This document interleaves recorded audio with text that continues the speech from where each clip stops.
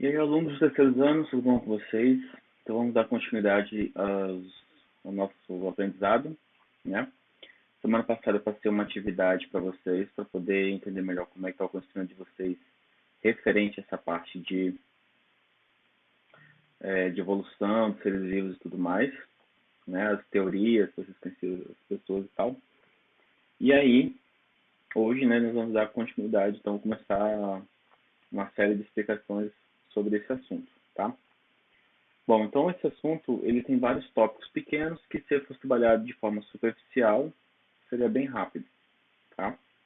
Mas a gente precisa trabalhar de uma forma mais profunda, porque são temas que foram trabalhados com vocês no primeiro e no segundo ano. No primeiro, vocês viram a origem da vida, viram as teorias evolutivas, né, os teóricos que trabalharam essa parte, né, tipo Lamarck, Darwin, e os outros que contribuíram para esses estudos, tá? E no segundo ano, dentro dos seres vivos, foi dito assim, dar alguns outros passos referentes à evolução e adaptação dos seres vivos. A gente foi trabalhar um pouco mais sobre a adaptação, né, que os seres vivos sofreram, a evolução que eles tiveram nesse período, né, conforme foi sendo trabalhado cada tipo de animal, né, das espécies, dos grupos, a gente foi trabalhando isso lá nos segundos anos, ok? Então agora vou tentar, né, falar um pouco mais sobre esses tópicos, sobre os teóricos, né, os principais referente ao assunto de evolução e adaptação dos seres vivos, ok? Bom, então hoje, então nesse primeiro momento aqui eu vou fazer uma introdução, né, à adaptação e evolução da vida e vou passar nessa introdução falar no geralzão de tudo que nós vamos falar mais para frente. Aí depois, quando terminar esse geralzão, a gente vai começar a falar de cada tópico individual, ok? Então, primeiro ponto que nós temos dessa, né, dessa base de estudos são as ideias evolutivas. Nós temos algumas ideias que trabalham a evolução, né? Novamente repetindo aí, para aquelas pessoas que têm uma crença diferente da ciência, né? Não precisa pistolar, não precisa aloprar. Aprende, não te obrigando a você acreditar nisso, ok? Acredita se você quiser, senão só aprende conceitos científicos, passou na sua provinha do vestibular e se você não for usar ela durante o seu curso, pode esquecer sem maiores problemas, ok? E segue a sua vida feliz e saudável nas crenças que você tem na sua vida, tá bom? Mas, estando na escola, vocês precisam ter esse conhecimento, ok? Então, vamos lá. Então, a primeira ideia, né? Como é que fala? Primeiro representante, primeiro camarada que você consegue enxergar referente às ideias evolutivas é o Lamarck. Então, uma das primeiras ideias que nós temos é o Lamarckismo, que trabalha principalmente aí na parte de. Espera aqui o apontadorzinho, vem cá, isso. Que trabalha o uso e desuso das estruturas corporais, né? Ele criou uma teoria referente a isso, né? Até que nos primeiros anos eu comento bastante sobre esse assunto, mas se eu não me engano, se eu me lembro bem, acho que é essa turma que teve um primeiro ano não muito interessante lá no passado, enfim. Mas vamos tentar consertá-lo pelo caminho, tá? Beleza. Ele também traz características adquiridas, transmitidas aos seus descendentes, tá? Então a gente vai ver isso aí mais a fundo quando formos trabalhar a parte de lamarquismo, beleza? Outro ponto, né, outro tópico dentro de ideias evolucionistas, nós temos o darwinismo, que é o suprassumo, né, o nosso estrela guia aí da parte evolucionista. Então nós temos aí indivíduos diferentes, ou seja, a variabilidade genética. Nós falamos muito disso quando iniciamos o ano trabalhando a parte de genética com vocês. Eu e a Adriana acho que percebam muito vocês nessa parte de variabilidade. E essa variabilidade ela vai auxiliar exatamente na evolução dos seres vivos, né, permitindo modificações genéticas, permitindo modificações estruturais e essas modificações graças à variabilidade. Algumas resistências também, né? Também alguns defeitos que pode ter acabado com algumas espécies aí. E o Darwin, ele preza muito a seleção natural. Tá, gente? Seleção natural é aquela em que o mais adaptado sobrevive. O menos adaptado sempre tende a não manter, né, os seus genes, ou seja, morrer ou perecer de acordo. Então, essa seleção natural, ela não está, eu sempre costumo falar para os alunos, ela não está somente na vida biológica, né, no ato de ser um ser vivo no planeta, mas está na sociedade também. Aquele que melhor se adapta à sociedade, este consegue, né, prevalecer. Tipo, no início do ano nós tínhamos muitos problemas de alunos bagunceiros, conversadores e atrapalhadores de aula. Então, sempre que você atrapalhava a aula, tinha que parar a aula para poder estar notificando, mandando assim para a direção, para sei que, enfim, isso tudo ou seja, ele não se adaptou ao sistema da escola. Tá? E agora veio a pandemia, e aí nós temos que nos adaptar mais um pouco à sociedade, à situação ao qual estamos.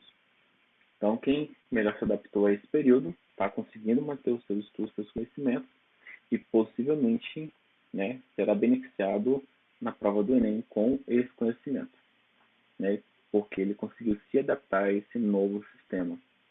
Beleza? Então, nós, professores, também estamos sofrendo esse período de adaptação aí, ou seja, a seleção natural. Os professores estão conseguindo manter, senão depois vai ter um problema mais sério aí pela frente para encarar. Beleza, continuando.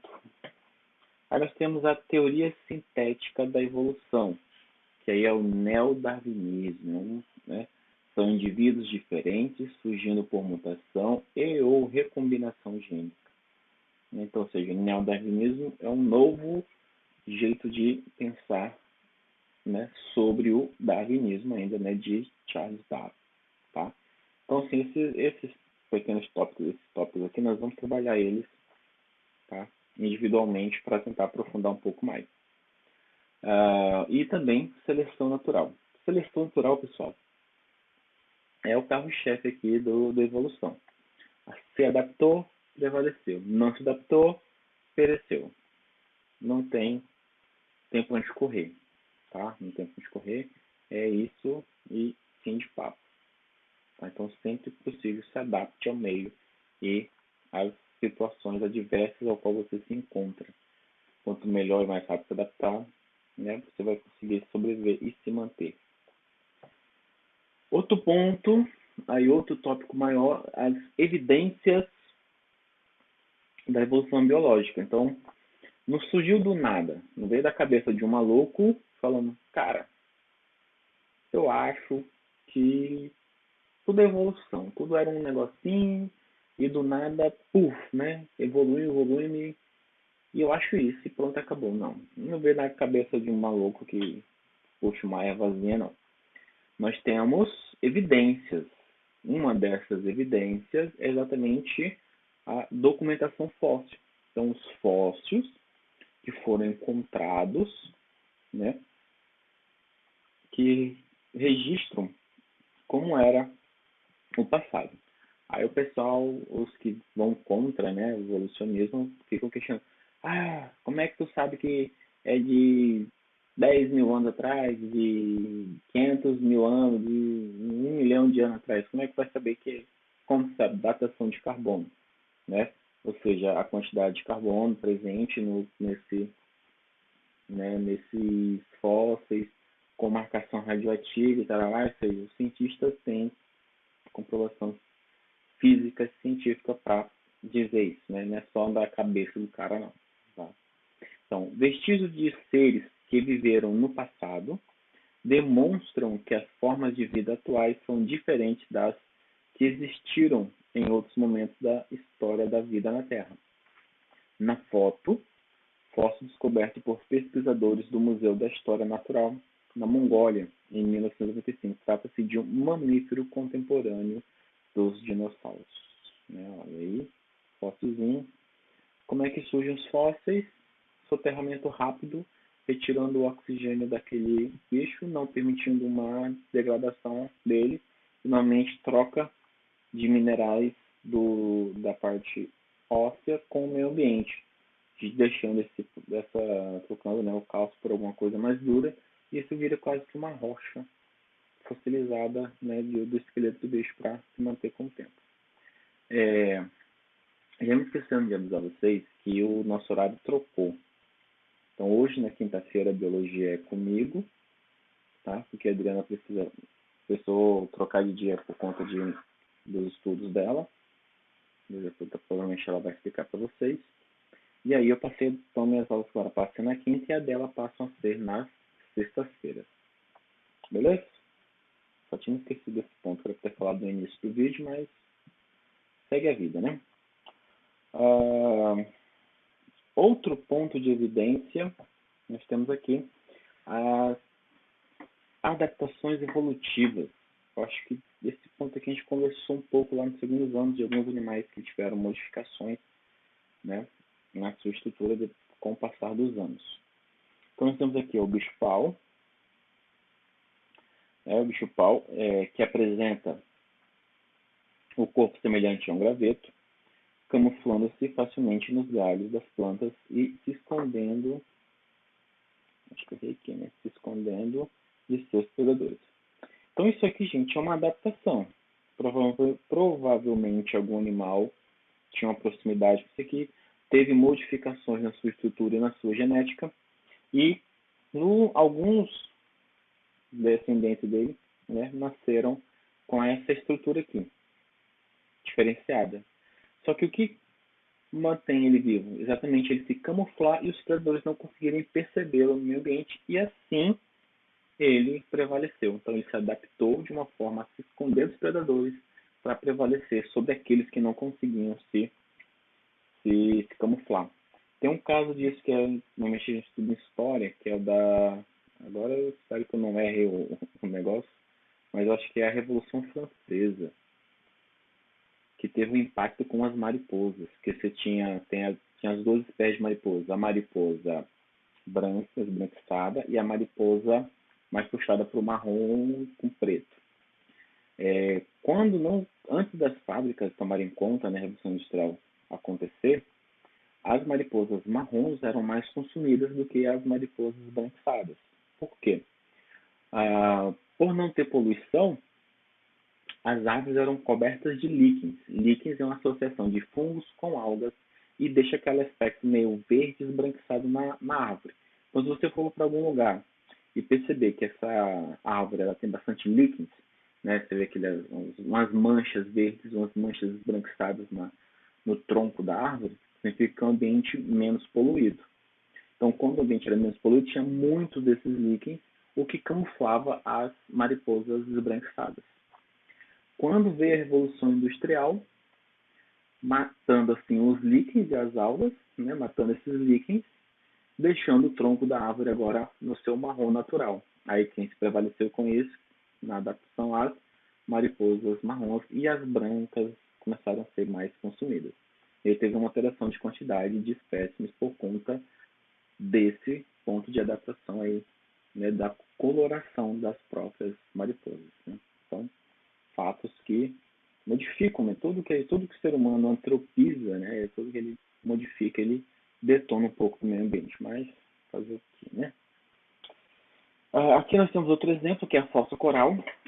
Tá? Ela tem um padrão de cores corporais semelhante ao da coral verdadeira, que é uma serpente com peçonha beneficiando-se dessa característica, né, para evitar diversos oponentes. Então, a maioria dos animais de florestas, eles sabem que quando vê um bicho todo colorido, acho que eu falei isso no segundo ano com vocês, né, no segundo que a gente trabalhou serpentes e anfíbios e tal, eu falei, quanto mais colorido o bicho é, pior, né, mais venenoso, mais dano ele vai causar. Então a cobra coral, quando os bichos veem esse padrão, eles já se assustam, sabe que aquele é um animal muito perigoso, uma peçonha extremamente eficaz, e se afasta. E aí a fossa coral se adaptou, imitando, se for mimetismo, imitando a coloração da coral verdadeira, exatamente para expulsar os seus possíveis predadores, já que eles vão pensar que ela é uma coral. Tá? Então isso aqui é uma modificação na coloração, ou seja, modificou as bases nitrogenadas do DNA para produzir uma proteína diferenciada que permitia essa coloração nela. Tá? Outro é a divergências evolutivas, ou seja, isso aqui nós comentamos lá no segundo ano, né, as semelhanças anatômicas do braço do ser humano com a asa do golfinho, com a asa do morcego e com a asa da ave. Não, praticamente número. Então, são estruturas semelhantes, mas com funções diferentes. Né? A comparação entre membros anteriores e alguns vertebrados, evidenciando as suas semelhanças anatômicas. Então, são semelhantes, têm os mesmos ossos, né? Os mesmos componentes ósseos, mas com funções diferentes. O ser humano aqui para agarrar, pegar e manusear, do golfinho para nadar, do morcego para o voo e a ave aqui também para o voo. Beleza? A gente vai ver essas paradinhas também depois. Outro ponto que trata as evidências evolutivas da evolução biológica são os órgãos vestigiais. A comparação de 2 séculos e do apêndice vermiforme do coelho e da espécie humana. Então aqui, ó, do coelho e do humano. Então isso aqui mostra diferenças no tamanho relativo dos séculos e apêndices vermiformes do coelho, né, é o Azinho, e do ser humano, que é o D. Então, nas estruturas mais desenvolvidas no coelho e em outros animais herbívoros, vivem organismos que atuam na digestão de celulose. Então, esse colo e esse seco, eles são mais desenvolvidos porque eles têm uma função específica dentro desse bicho.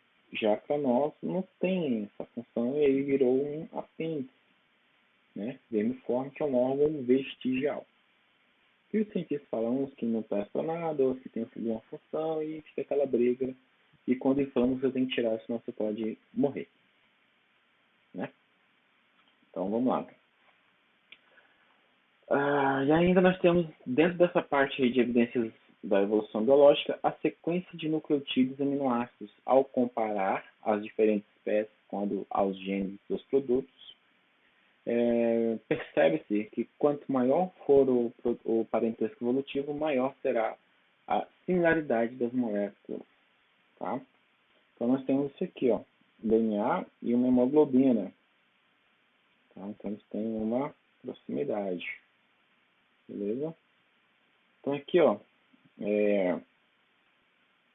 essa trinca aqui, ela chama uma glutamina, que vocês viram no primeiro ano, quando foi trabalhado aminoácidos, e aí foi trabalhado também a parte de síntese de proteína, né, que é a tradução e transcrição do DNA para RNA, e depois síntese proteica dentro dos ribossomos, chamando os aminoácidos utilizando também o RNA mensageiro, o RNA ribossômico e o RNA transportador. E aí chama as trincas, né, os códons, chamam os aminoácidos para produzir essa proteína aí. Então aqui, ó, essas são as mesmas letrinhas, só que o que aconteceu diferente? Inverteu aqui, ó. A timina com a adenina trocou de lugar, e em vez de chamar uma glutamina, chamou uma valina. Tá? Isso aqui vai dar uma alteração na proteína, que pode mudar uma cor, uma estrutura, alguma coisa nesse processo. Mas a gente vai ver isso também mais para frente. Tá? Então, aqui é só um geralzão. Fatores evolutivos estão a recombinação gênica, mistura de alelos provenientes de indivíduos diferentes que ocorre na produção sexuada. Nos organismos eucarióticos ocorre por meio de crossover e a segregação independente dos cromossomos. Tranquilos? Outro é a espécie-especiação, que a gente também trabalhou logo no início do segundo ano, mas eu acho que vocês não deram muita atenção. Né? Bom, então, segundo o evolucionista Ernest Mayr, trata-se de um grupo de populações cujos indivíduos, em condições naturais, são capazes de cruzar e produzir descendentes férteis, sendo reprodutivamente isolados de indivíduos de outra espécie.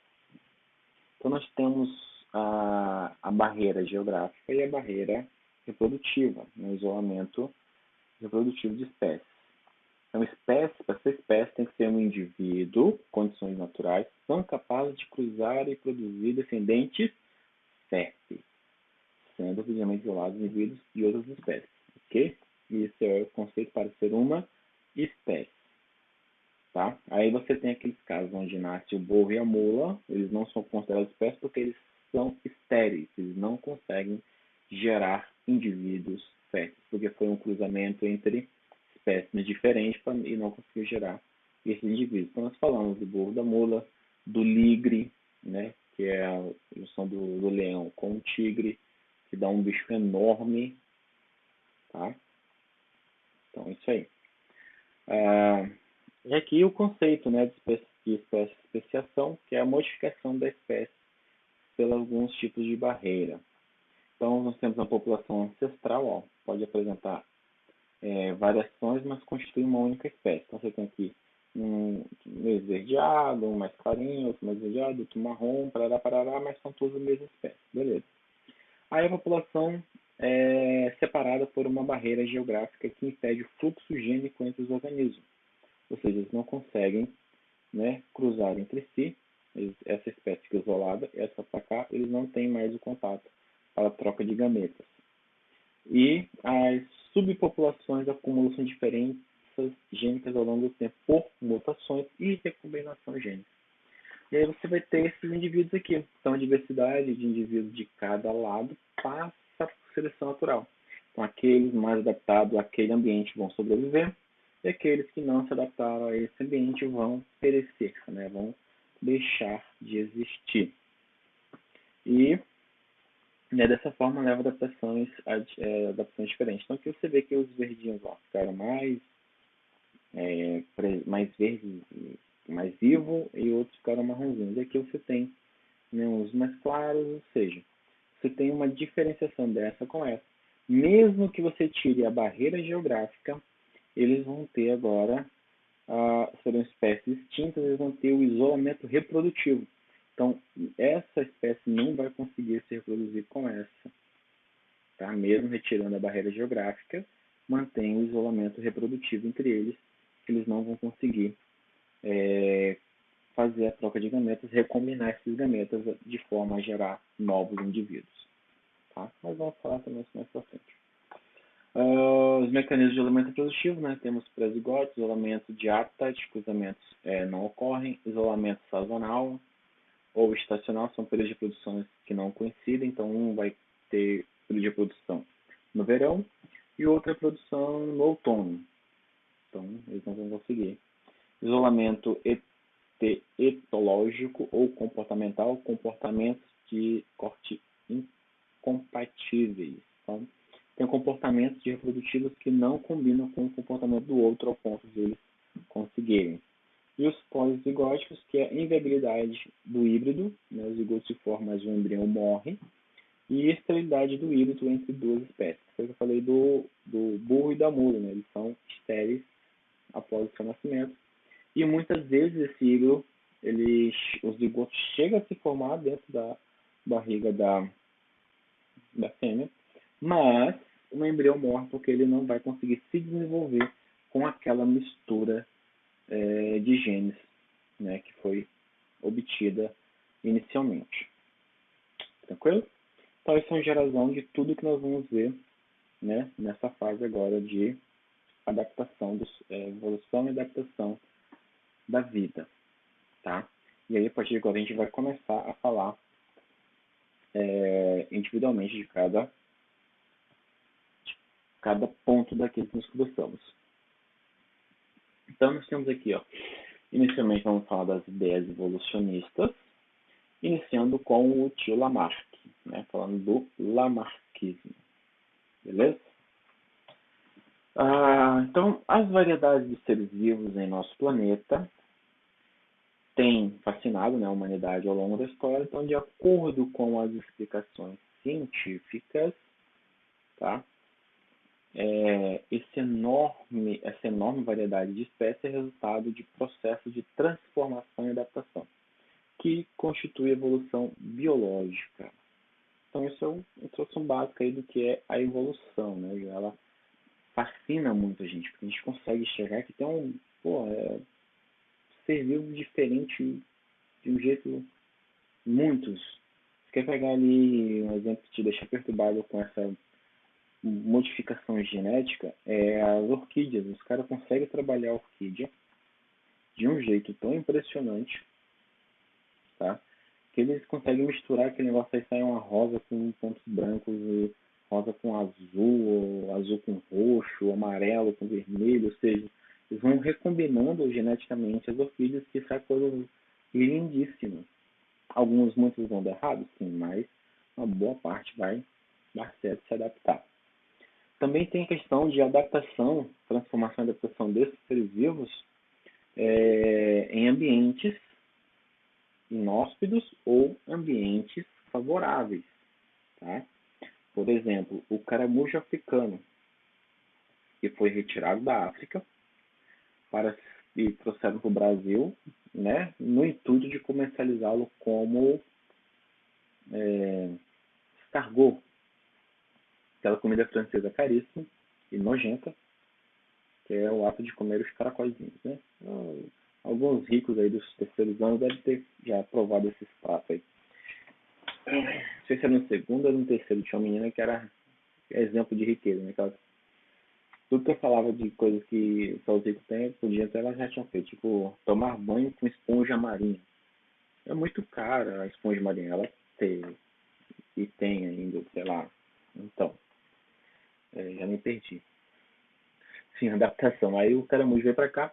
Qual o problema aqui? Que ele se adaptou bem ao meio ambiente. A adaptação dele foi perfeita porque não tem predador natural. Que é um gavião específico, uma área específica lá da África que comia esses bichos e controlava a população deles. Aqui não tinha nada que matasse eles. O bicho tomou conta da situação, né? Teve um caso desse meio na Austrália, que eles levaram, não sei se foi na Austrália, onde foi que eles levaram o coelho, ou um outro bicho que também tomou conta porque não tinha nenhum predador para, né, detonar os bichinhos lá. Normalmente é isso, quando um bicho é introduzido em um local onde não tem o seu predador natural, ele vai se adaptar perfeitamente ali e tomar conta de tudo. Só que muitas vezes esse bicho é levado para um ambiente inóspito, né, para ele. O que ele faz? Se adapta àquele ambiente, já que não vai ter nenhum predador para ele também. Mas ele tem que se adaptar às condições. É muito quente, ou é muito chuvoso, ou é um lugar ácido, enfim, ele vai conseguir essas adaptações. E tudo isso é uma forma de evolução e adaptação. Tá? Você pode pensar isso num ponto pequeno quando você muda de uma região para outra. Né? Você se adapta, né, àquele ambiente, àquela região para conviver e se manter naquele ambiente. Né? Pessoas que vêm de outros estados para cá ou vai daqui para outros estados. Tipo, se é uma pessoa que é de Porto Velho, nasceu, cresceu, está com uns 18 anos, morou aqui em Porto Velho, nesse bocalzinho do inferno, aquele calor gostoso. E aí ela vai morar no Paraná. É um lugarzinho bem frio, bem gostoso, né? Às vezes faz uns 8, uns 4 graus lá. Então, vai sofrer por um tempo, mas vai se adaptar. Se não se adaptar, vai ter que voltar, né? Se não conseguir se adaptar, não pode ficar naquele ambiente. Então, é a famosa seleção natural agindo novamente. Ok? Então, simbora, né? Aí nós temos, dentro dessa evolução, nós temos o fixismo e o evolucionismo. Né? Para os fixistas, as espécies são fixas e imutáveis, enquanto para os evolucionistas, as espécies se modificam ao longo do tempo. Fixismo, ele diz que o bicho nasceu daquele jeito e não mudou e vai morrer daquele jeito. Né? Então, que o fixismo, tipo, tinha a borboleta marrom, a borboleta preto amarela, a borboleta mais clarinha e pronto, acabou. Para ele não interessa isso. Para nós, os evolucionistas, não. Sofreu alguma alteração aqui, ou uma possível mudança genética, ou um isolamento geográfico, e precisou se adaptar, tá? Esse ambiente aqui, e esse não, continuou aqui, vai viver de boa, ou foi para outro ambiente. Por exemplo, esse rio ficou mais escuro, ele pode ter ido para um ambiente com uma quantidade de sol maior. Esse foi para a quantidade com sol menor, para a radiação solar e ficou mais claro, enfim. Né? Um exemplo hipotético, né? Tá? E o fixismo, ele era, tá? era para ter morrido já. Então ele era uma doutrina ou teoria filosófica bem aceita no século XVIII. E o fixismo propõe que todas as espécies, por poder divino, haviam sido criadas tal como são e permaneceriam assim, imutáveis por toda a sua existência, sem que jamais ocorressem mudanças significativas na sua descendência. Então, para os fixistas, daquele jeito, pronto, acabou e não teve nenhuma alteração. Tá? Mas não é assim que funciona. Ocorre a evolução e adaptação. Pode ver até os dias de hoje que ocorre adaptações de seres vivos dependendo do meio ambiente ao qual eles estão condicionados. Tá bom? E aí, nas teorias fixistas, nós temos esses aí, que é o criacionismo, que Deus é o criador de todas as espécies. O espontaneísmo, os seres se originam da matéria inerte em condições especiais. Isso aqui eu comentei, não dá para vocês verem, mas que é comentado lá no primeiro ano, que tipo, tem uma pedra ali no canto e passou um tempo, magicamente aquela pedra vira um ser vivo. Tem uma lama lá, essa lama vira um sapo. Assim que eles acreditavam, tá? E o catastrofismo, que é a evolução por meio de catástrofes causadas por intervenção divina, como o caso do dilúvio. Então, o fixismo e o criacionismo. No criacionismo, as espécies são unidas, são unidades fixas e imutáveis, mantêm as características ao longo do tempo e surgiram de forma independente umas das outras. Tá? Então, eles, no fixismo e criacionismo, Deus criou peixinho dourado, peixinho verde, peixinho baleia, criou o golfinho, criou as aves tudo bonitinho, tudo diferenciada, né? Aí criou os dinossauros também, aí criou os seres humanos também, aí criou as pulgas, criou o carrapato, criou o mosquito, criou a cobrinha, criou tudo. Tudo de espécie, de planta, de bicho, de mosquito, enfim, foi criado individualmente, sem evolução de nada. Essa é a teoria do fixismo e criacionismo, ok? Aí nós vamos para o catastrofismo de Cuvier. Né? Então, os fósseis seriam restos alterados de espécies iguais às atuais, mas elas foram mortas numa grande catástrofe, que foi o caso do dilúvio. Eu não tenho nada a comentar sobre esse assunto aqui. Enfim, né? Mas trazermos conhecimento, ok? Dos dois lados da história para não termos pendências, tá? Beleza. Aí nós chegamos no evolucionismo, que é o estudo da origem das espécies e das modificações sofridas ao longo do tempo.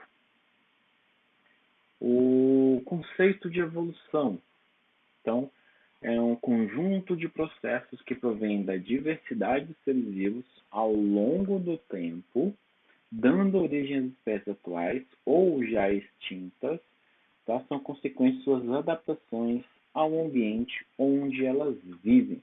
Tá? Então, isso aqui é evolução. Começou com um serzinho bem estranho, vai evoluindo, modificando, alterando geneticamente, alterando estrutura, e aí chega nos dias atuais, né? Por quê? Porque a evolução é uma adaptação, gente, modificações das condições ambientais. No início não tinha oxigênio suficiente, então os seres que tinham lá eram químicos sintetizantes, né? Pegavam os elementos químicos que tinha naquele ambiente e iam se modificando. Viram uma oportunidade e se juntaram, né, inicialmente aí com as mitocôndrias, para poder ter uma usina energética e uma usina de respiração dentro delas. A mitocôndria precisava de uma casa, se juntou com esses coacervados. Olha que alegria, virando aí uma célula animal, a primeira célulazinha bonitinha aí, e isso é chamado de endossimbiose. Né? Um utiliza do outro para a sua sobrevivência. Tanto que o material genético da mitocôndria é diferente do material genético da célula. Tá? E depois se juntando com os cloroplastos para produzir clorofila e, por sua vez, conseguir fazer fotossíntese. E aí começa a liberar oxigênio no meio ambiente para que todos os seres vivos, né, conseguir. Por quê? Porque até o Pokémon evolui, né, gente? Por que a gente não vai evoluir? Porra, eu tô jogando Pokémon, voltei a jogar Pokémon Go, porque eu gosto de jogar de casa, né? Eu tenho um Charmander, mas o bicho não vai, não consigo achar mais para poder evoluir para chegar no Charizard, cara. Meu sonho é ter um Charizard poderoso. Aí eu chego lá. As teorias evolucionistas, temos esses dois pilares aqui, que é o Lamarckismo, de Lamarck, e o Darwinismo do senhor Darwin, tá? Esses dois camaradas aí. Então, Jean-Baptiste Lamarck, né, ele nasceu em 1º de agosto de 1744, esses dias atrás aí, né, na cidade de Bazentin, na França. Bazentin, sei lá como é que fala francês. Ah. E ele morreu no ano de 1829 em Paris. Beleza? Então Lamarck foi um dos pioneiros do evolucionismo. Então ele era de uma família muito tradicional, tradicionalmente militar também. Ele foi para a guerra nesse período que ele estava lá, né, lutou e tudo mais, ainda bem que sobreviveu, para poder dar continuidade nos estudos dele. Só que a família era uma família nobre que empobreceu e aí teve que se virar do jeito que podia, né? E ele teve que seguir nessa luta aí, tá? E aí Lamarck defendia que os seres vivos provinham de outros seres vivos e cada espécie ocupava um lugar na escala natural. Então, a teoria da evolução elaborada por Lamarck em 1809, 20 anos né, antes dele morrer, tinha 20 anos antes de morrer, evidencia dois princípios: lei do uso e desuso e lei da transmissão de caracteres adquiridos. É um pouco estranha essas ideias dele, mas foi um pontapé inicial para começar o negócio todo. Então, a lei do uso e desuso, então as partes do corpo extensivamente usadas por um organismo desenvolve-se e as que não são atrofiam. Sim e não, né? Se você usar suas pernas todos os dias, elas vão se fortalecer. Se de repente tu parar, ficar pousado dentro de uma cama e não usar suas pernas para nada, elas vão se atrofiar. Isso é fato. Com o uso excessivo, né, dos pés para nadar, o pato desenvolveu membranas entre os seus dedos. Meio controverso aí, mas era o que tinha para aquela época, né? Digamos que ele teve uma modificação genética, uma adaptação. Um desses patos nasceu com membranas interdigitais, conseguiu nadar melhor e prevaleceu sobre os outros que não conseguiram. Tá? Mas a gente vai ver isso, obviamente, um pouco mais depois aí. As características de um organismo adquire ao longo da sua vida, pelo uso e desuso, são transmitidas à sua descendência. Aí já entra um pouco de assim, não, né? Exemplo, né? O cacto, os espinhos adquiridos pelos cactos durante a sua evolução são transmitidos às gerações futuras.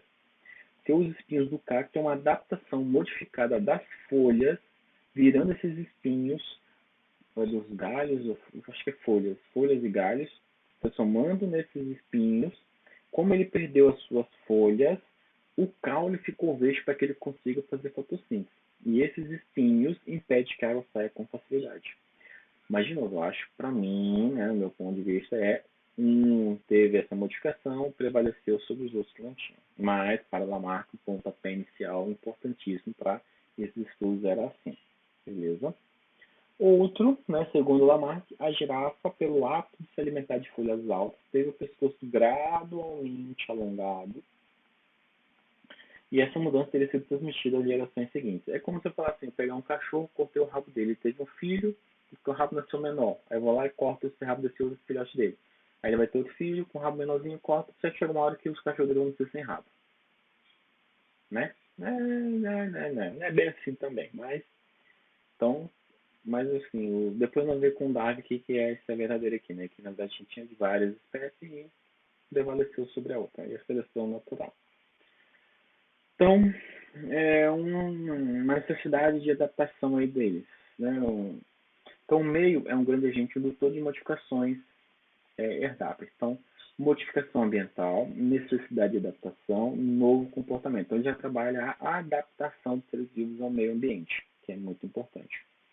Lei, né, do uso e desuso e modificação do organismo. Então, ele usou, e desenvolvimento ou atrofia do alvo. Usou bastante, desenvolveu ou atrofiou. Modificação do organismo. Lei da herança dos caracteres adquiridos, transmissão dessas características ao seu descendente. Está completamente errado? Eu creio que não completamente. Por quê? Nós, seres humanos, nós éramos uns bichos bem diferentes, né? A gente tinha uma força tremenda, corríamos com fuga, atenção e um ouvido muito bom no olfato. Um olfato também interessante para poder fazer a caça. Nós caçávamos, né? Algumas coisas aconteceram, né? O estado de alerta, essas coisas assim. Mas quando o Homem das Cavernas começou a se associar a domesticar os lobos, ao ponto de ele ajudar o ser humano nas caças, ou seja, parou de usar com eficiência o olfato, né, visão, enfim, parou de usar com eficiência alguns sensores, iniciou uma atrofia desses órgãos. E aí, os seus descendentes também nasceram sem esses recursos. Verdade? Mais ou menos. Por quê? Porque alguns seres humanos, né, os chamados sinestésicos, eles têm esses sentidos apurados e diferenciados. Né? Uns têm um tato muito apurado, outros têm um olfato apuradíssimo, que ele consegue sentir o cheiro das cores, né? Outro que tem uma audição extremamente aguçada, que tem um ouvido absoluto, que ele consegue identificar as notas musicais. Qualquer coisa que toque, ele identifica a nota musical. E alguns sinestésicos dizem que conseguem ouvir as cores. A pessoa fala, tem cor, não sei o que, a pessoa fala, tem cor rosa, tem cor, enfim. Tá? Tem essa situação aí. Eu não sei me aprofundar, porque eu não tenho um conhecimento muito profundo, só o básico dessa área aí. Mas, então, assim, tem uns erros, mas é o pontapé inicial para iniciarmos esses estudos. E aí nós temos as críticas, né, ao lamarckismo, que exatamente a lei do uso e desuso não é verdadeira em todas as situações. E os órgãos desenvolvidos pelo uso sofrem regressão quando deixados de ser usados. Então, vocês, os adolescentes que vão para a academia, malham que nem um bando de louco, enchem o corpo de porcarias lá, viram um bombadão da vida, mas se você parar de malhar, já era, perde tudo. Tá? As características adquiridas ao longo da vida por um ser vivo afetam apenas a sua parte somática e não seu material genético, ou seja, não são transmitidos aos seus descendentes. Então, essa parte do olfato e modificações que nós tivemos, com certeza algum ser humano nasceu sem e não influenciou a vida dele, ou pode ter melhorado a vida dele, aí ele conseguiu prevalecer sobre os outros, tá? Normalmente, né? É essa a situação que acontece. Beleza, pessoal? Então, minha gente, eu creio que por hoje a gente fecha o lamarckismo, conseguimos dar uma aprofundada melhor, né? Uma introdução mais... Introdução não, um estudo um pouco mais elaborado sobre, né, o nosso tio Lamarck. E aí, na próxima aula, nós vamos ver esse cara aqui, ó, o darwinismo. Beleza? Na próxima aula vamos trabalhar com o tio Darwin, tá? Não sei se vai precisar de parte 1 e 2, porque o Darwin ele tem um histórico assim, de estudo um pouco mais elaborado. Bom, então acho que é isso aí, pessoal. Então, fiquem bem, fiquem seguros e até a próxima. Beleza?